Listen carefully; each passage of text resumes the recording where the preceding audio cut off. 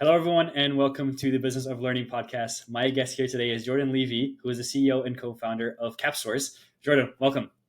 Thank you for having me. It's great to be here. Well, awesome. Tell everyone a little bit more about CapSource, what you guys are all about, and who you help. Yeah, absolutely.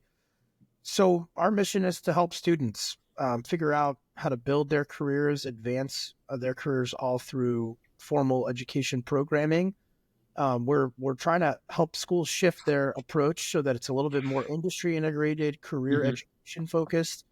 We're starting this in high schools, and this goes all the way through associate degree programs, undergrad and grad programs, as well as career accelerators and some of those more modern certificate programs.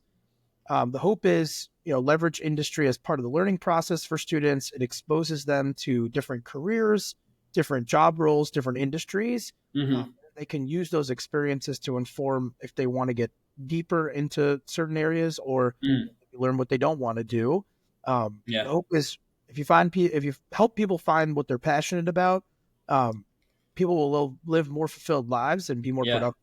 And so that's really what our whole mission is: Mm-hmm. try and serve the next generation in that way. Yeah, that's awesome. I think that oftentimes, especially around that age, they don't have the clarity of what's going on. So I think that you guys, it sounds like you guys are giving them that clarity, which provides a lot of a clearer path for them of, hey, what I actually want to do, what I don't want to do as well, which is 50% of the answer there. So tell me a little bit more about what made you want to start this entire thing. As a student that was a high performer, I was present in class. I was Mm, attentive and engaged, and my hope was that that would lead me to a place where I had a pretty good understanding of what skills I had and wanted to use in the mm, workplace, what workplace environments would be suitable for me, what industries, what job roles. Uh, mm-hmm, Basically, by the time I was finishing up school, I felt like an accomplished student, but I did not feel like a career ready professional. And mm, that's what motivated me to start asking questions.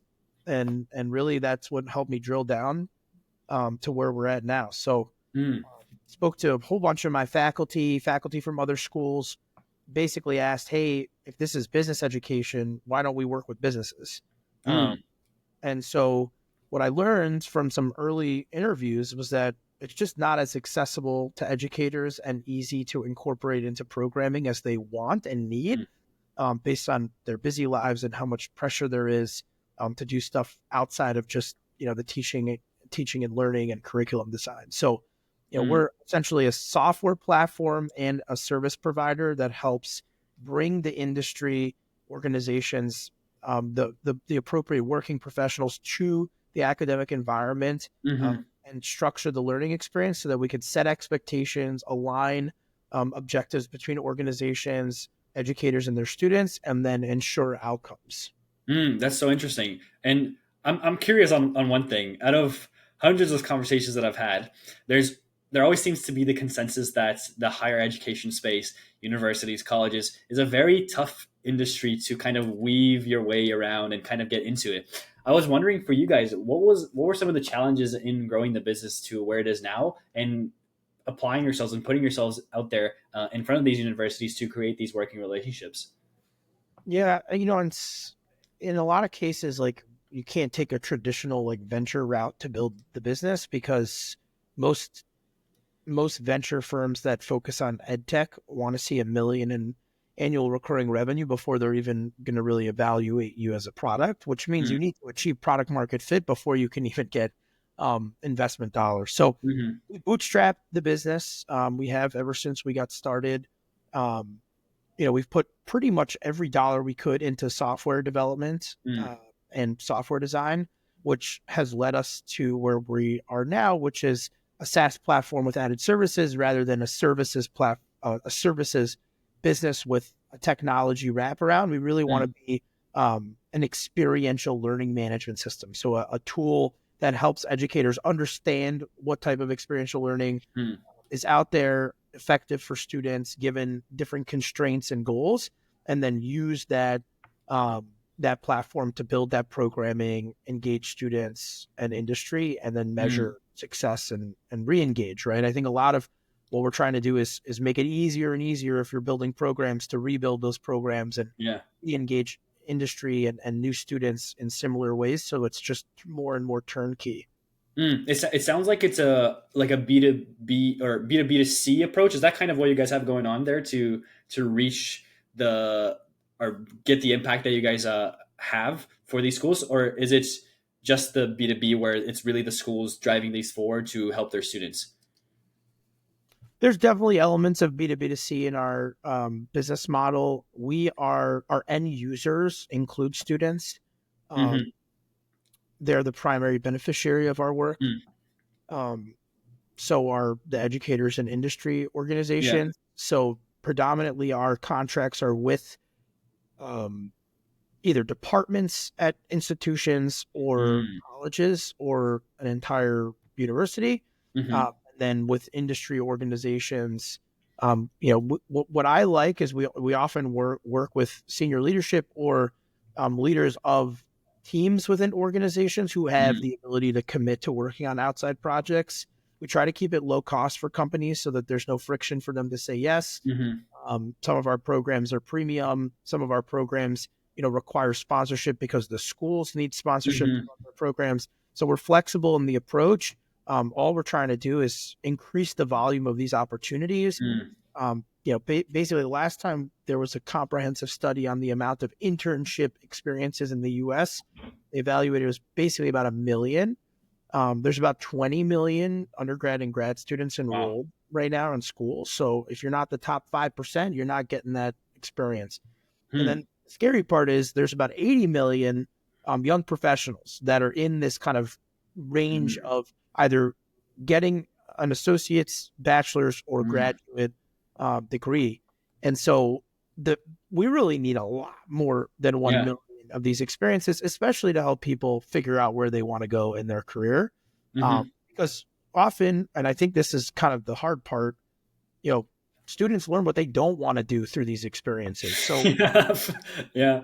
if you can't provide enough opportunities, like, most of the internship programs, they're heavily investing into talent so that they can recruit Hmm. talent to start in the early part of their career. Hmm. If you kind of flip that on its head, it's to say, okay, why don't we take even more and then you funnel the ones that are most qualified and Hmm. interested into those positions so they stick around. Because what happened with me, I got to KPMG, I did my internship, I was part of the recruiting pipeline for 3 years. They spent so much money on me, and then I ultimately wasn't a fit for their firm. Yeah. I think that was a big missed opportunity for them, and it wasn't Mm. their fault per se. Yeah. I think that the academic institutions, need to play a role in designing programming that's going to Mm. help organizations get involved in the student learning experience, expose students to interesting industry challenge. And Hmm. I think my favorite part of our business is that the students are the protagonist of their own learning experience. That's what experiential learning is, right? Mm. You're experiencing what it's like to work on something real, to learn Yeah. about an industry organization, not yesterday, today, Yeah. thinking about tomorrow, right? And you Hmm. ultimately are paid as a working professional for the problems that don't have answers that you can solve, right? Hmm. The problem has an answer.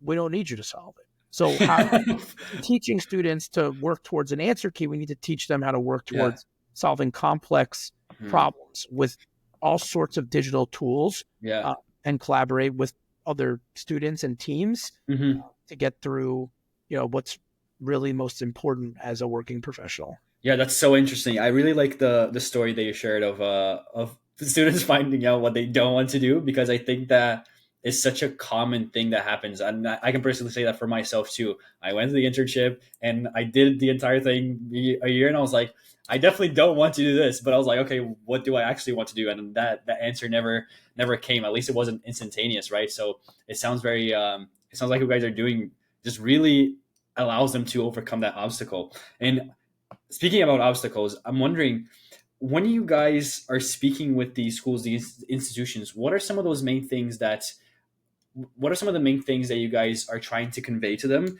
to show the value of what you provide for the success of the students, like being able to show that return that they will get from partnering with you. Yeah, I think so. These are long tailed experiences to measure, Hmm. right? So um, you have the experience itself, then you have their ability to choose alternatives that are better suited for them, which Mm-hmm. hopefully leads them to a recruitment pipeline and, fulfilling that job placement within a Mm-hmm. certain amount of time after graduation. So I think for us, it's ensuring that that position is aligned with what the students are most interested in, that the students and their employers feel that the students are prepared for that experience and ready to get started. They're Mm-hmm. trainable in their company's content and industry specific terminology and knowledge, and they have basic understandings of how to work in a team, present, create deliverables, interface with team members and clients. So I think that's what career readiness is, and Mm-hmm. then the student um, satisfaction and retention within that organization after they graduate are some big things for us. Their earning potential at those Mm-hmm. organizations Yeah. is important for us. Again, it's very hard to track, and it's also very hard to attribute to just our experience. Mm-hmm. But that's really what, if we could wave a magic wand and track that, I think that you'd find overwhelmingly that students are finding better suited roles for themselves. Mm-hmm. Are prepared, they have artifacts and organizational knowledge and references after these experiences that will help them earn those positions Yeah. and become fast risers in organizations. So, and there's also aspects of student and educator satisfaction and engagement, Mm-hmm. self-reported learning outcomes, and then just peer review. I think just getting a chance to understand how to review people that you're working with, because you're never really given a chance to do that until you're Yeah. working. Mm-hmm. So getting that muscle built for students is Mm-hmm. important too. That's so interesting, and I like how you said the words magic wand. I've been asking everyone a question that is around the magic wand, so I'll take the opportunity to ask that question to you right now, which is if you did have that magic wand for the business, but it could just solve one thing. Often there's a million things that we want to solve within our companies, but just one thing that would make hitting all your goals, all your achievements, whatever growth you want to get to, that thing would become much easier. What would the one thing be for your business?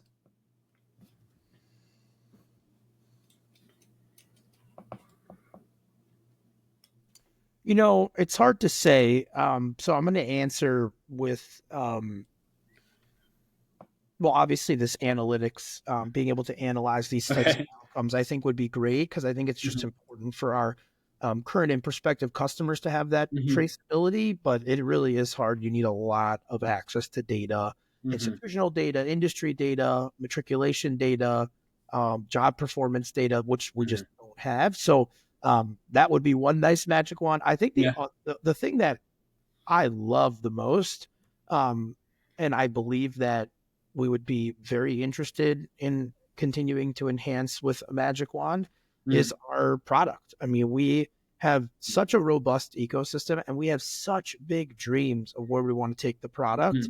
But without being able to Mm-hmm. build your product team aggressively, because of the sales cycles in higher ed, um, it takes a lot longer to create features and deploy them and ensure quality control and effectiveness. For example, how would we'd integrate AI into our tool to scope projects, provide Mm-hmm. feedback? Those things are really important. Students can use them as external tools, but if they're integrated into the experience, I think that could be a much more Mm-hmm. meaningful um, and efficient ecosystem. Yeah. Another example that comes to mind is um, like some of the tools that we have available for students, for project management and collaboration. Like, I think Mm-hmm. those things are just so important to building a successful student experience. But you're talking about building tools that are comparable to some of the biggest, most successful organizations in tech right now: Mm-hmm. Asana, Jira, Figma, Slack. Like, Yeah. all of these tools, even HubSpot and CRM tools, all of these tools really should be integrated in some way with our platform. Mm-hmm. Um, so to figure out, to integrate, to build, I think those are some of the magic wand items that we would love to get to. We just, need to do it in the right pace, Mm-hmm. based on, how we develop is customer interest. Mm-hmm. Like, I wish we were, in an industry that was a little bit more favoring of, you know ingenuity and then Hmm. customer adoption. I think for us, we really need to understand what our customers want to use our tool for, and then we ultimately build those features and functionality that results in that. So um, Hmm. I like that roadmap, but it's much more responsive and reactive rather than Hmm. proactive. So Mm. if we can flip that Yeah. as a product development philosophy, I would love to, but I still think that's going to require millions of dollars in product development funding, which for Hmm. us, we've pretty much developed our entire platform now for the fourth time, for way less than that. So Uh-huh. Interesting. Do you think those what those dreams that you mentioned? Obviously, you said you have big dreams for the company. What are some of those dreams, and what's stopping you from getting to those dreams? um so some of our dreams are to make the world a better place, and to connect the world in a way that's Hmm. really powerful, unique, innovative.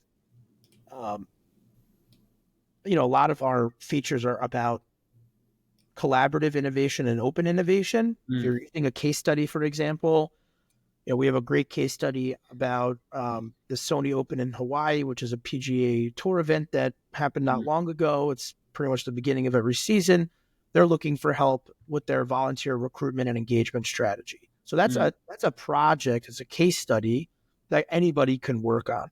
Um, so that's open innovation, right? Like, Mm. and that type of innovation applies to all sorts of events. So I think it's like trying to figure out how to allow the students, the ecosystem to build on momentum that's being created by students and industry Mm. organizations that are engaged in the ecosystem. It's a, what stops that, companies are, very protective of their intellectual property. Yeah. So you got to figure out how to do this without, breaching that trust or exposing pieces of content and information that would be inappropriate. And then, Hmm. you know, what else limits that is, I think, our ability. I think that people are generally interested in this. I think that Mm. generally interested versus willing to really pay for these types of experiences, Mm. like engaging 150 students on a case competition, like that to me should be, a ten to $25,000 value to industry organizations. Mm. They have to put time in, and their time is valuable, and that is count that is used to counter the value Yeah. that they're willing to pay. And I think that if schools and industry organizations really want to advance the student capability for the next generation, Hmm. they need to cooperate, they need to collaborate, and they need to invest in one another. Hmm. Schools need to invest in learning about what industry organizations are doing and struggling with, and build academic programs that address those, and Mm. not in a way that helps you get 10,000 cybersecurity students in 5 years, in 10 years, but 10,000 within the next 3 years, and then Mhm. learn new skill, and you incorporate new skill sets into the next 2 to 5 years, and then new skill sets in the next 3 to 5 years. Yeah. It has to be Mm. more responsive. It cannot be. It takes the accreditation organizations, which is another piece of the puzzle Yeah. that picks up a lot of Yeah. innovation. So you have, For sure. these, just to approve new programs, create, approve, recruit for, engage, matriculate, track. That's a 7 year horizon. One of the things I Hmm. often say about education is it's like it's like making a brisket, right? You have to Mm. low and slow, right? It could be Yeah. 7 hours minimum. Sometimes I'm making brisket in So 20 plus yeah. hours of really low and slow cooking. Every hour is like a year in Mm. education. So, like, in order to prove that like our programming is really benefiting students, we need to see where they're at 10 years after they graduate. Hmm. But one thing that we love as an early indicator of success is that when we started this business 8 years ago, we were immediately doing projects with, schools in New Jersey, Montclair State, Ramapo College, schools in Hmm. Maryland. And so the students that participated in those experiences still have on their resume to this day those experiences. So to me, Hmm. that's resume worthy, Yeah. reference worthy experience. That to us demonstrates these students understand the value, because they can attribute that value to a Hmm. real organization and a Yeah. reference that speak to their capabilities. 100%. It's a big check mark of like, hey, this actually helped them do the thing that they wanted to do. And one thing that I just want to comment and commend you on, Jordan, is being in this industry that is so held back in time. I'll just use those words. They're just used to doing the same thing over and over and over again for the past however many years. And you guys coming in and trying to like not disrupt that, but assist the procedure. Something that I definitely commend you for. I have one last question for you, Jordan, which is actually not a question for me. It's a question from our past guest, and they had no idea who you were. Ready for the question? Always. Perfect. So, how do you make sure that your employees' professional learning is always up to date and constantly improving, especially now with such fast advances in technology?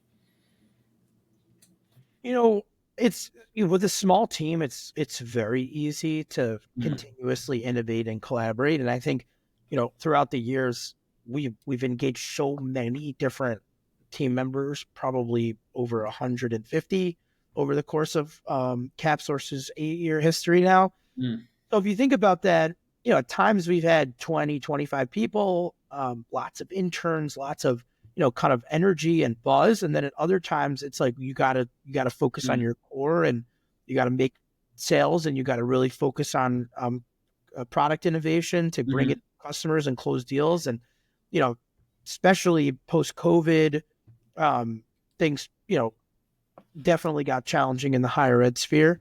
So for me, especially now with AI, like I think it's just demonstrating how we use tools, how we think, and engaging them in that process and mm, having them contribute to it. And then we're a fully virtual company. mm, So our whole, MO is find the best people who are committed to the mission and vision and have them work from anywhere. And we don't do swivel chair management. You just yeah. work like that. So you set realistic goals, you and then you ensure alignment, and then you try. I mean, the best case scenario is that process happens within a positive culture.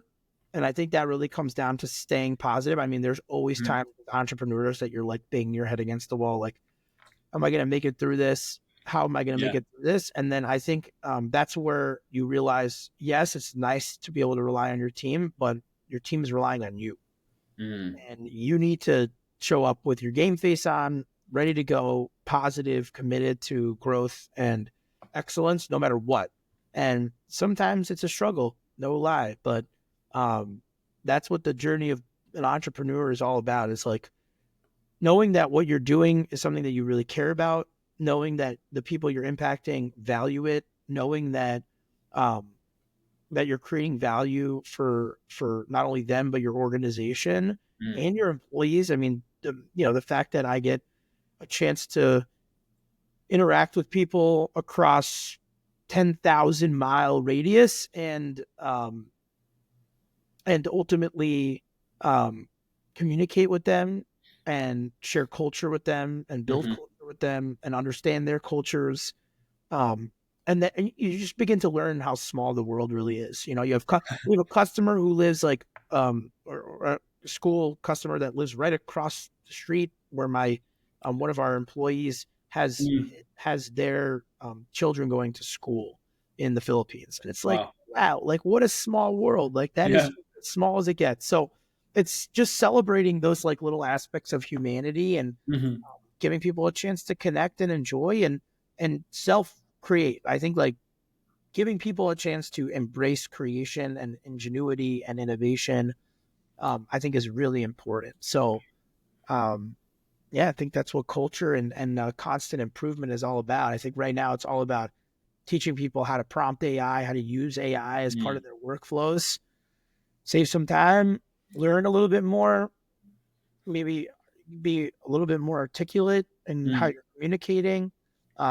So I think there's a lot of wins there, and it's very low cost to make those improvements right now, which is even better. Yeah. 100%. Jordan, thank you so much for your time. I really appreciate you being on here and sharing your insights. Where should people go if they want to learn a little bit more about what you have going on and obviously about CapSource? Yeah. So capsource.io is our website. If you want to learn more about our product, you can just click login and register and explore. Could go ahead and create a demo program and start to understand the different tools we have available. Our social medias are very active. We're on all of them. And then I personally am very active on LinkedIn. So just shoot me a request and we can always have a chat. You can also book time with me directly through our website. You should be able to find that right on the homepage. Awesome, Jordan. Thank you so much for your time. Hey, likewise. Thanks for having me.